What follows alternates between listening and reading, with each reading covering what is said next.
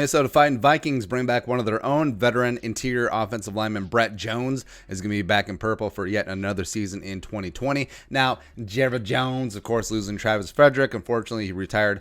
Medical reasons. Yeah, he sniffed around. You got Brett Jones over there? And the Vikings, nope. 1 year, $910,000 deal. Very minimal veteran minimum deal for Brett Jones, but I think it was really important to bring him back for a third season in purple. So some background on Brett Jones. Turns 29 in July, 6'2", 315-pound interior offensive lineman from the University of Regina. Yeah. Canuck, what's up?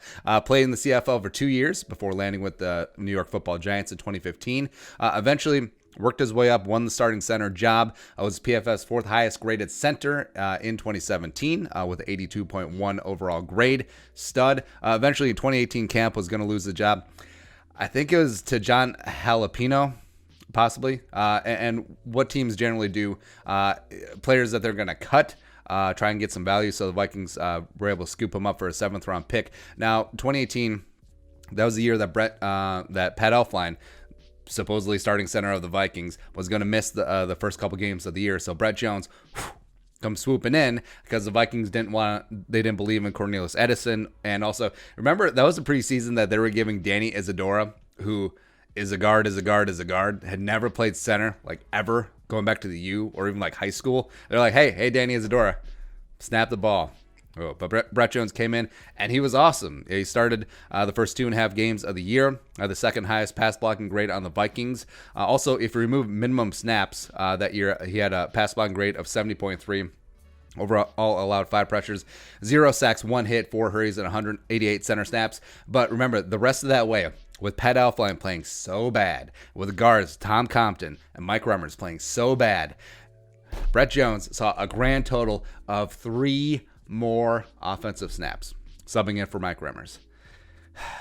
Great. So I thought he was going to be gone. I think Brett Jones got done a little dirty by the Vikings. So offseason last year, I was pleasantly surprised when they brought him back on a 1 year, $810,000 minimal deal. And he balled out. He had a great training camp. He had a great preseason. He was PFF's number 1 graded center, numero uno. What's Canadian for one? With a 90.4 overall grade, had a clean sheet, 0 pressures allowed, 72 pass blocking snaps, and then they cut him. Yeah, it was one of those whole boomerang things like, hey, take one for the team.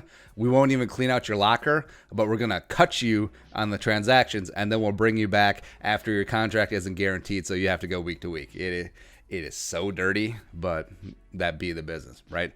So I was overall, I was extremely happy that they're able to bring him back yet again this year. I think he's a nice backup for Garrett Bradbury. I think he's a very good veteran interior offensive lineman that you feel fine plugging in at a guard spot. I think the bloom is off the rose. Like, I don't think Brett Jones is going to be threatening to take over one of the starting guard spots anytime soon, but also I could be wrong. I mean, we've talked about our love for Joe Berger for so many years, but it was, he might have been in his 30s. He was certainly late 20s by the time he got here to the Vikings after being journeyman, with the Dolphins and the Cowboys, Cowboys back and forth. And then he finally broke through, became a center here, became a guard here.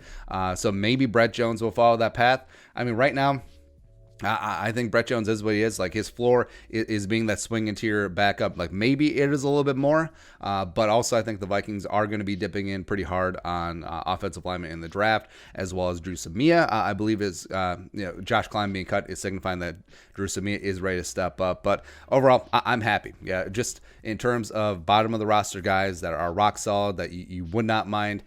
Well, you wouldn't mind if they saw the field, because that means that someone got hurt or playing really bad. But having a guy like Brett Jones on the roster is only a plus for the Vikings. So I'm happy he's back. But what are your thoughts? Let us know in the old comments section below. Subscribe for daily Vikings takes. If you want to support the work, pull us up in the Venmo. Please give us a follow on the old social media as well. Until next time, Skull, production value.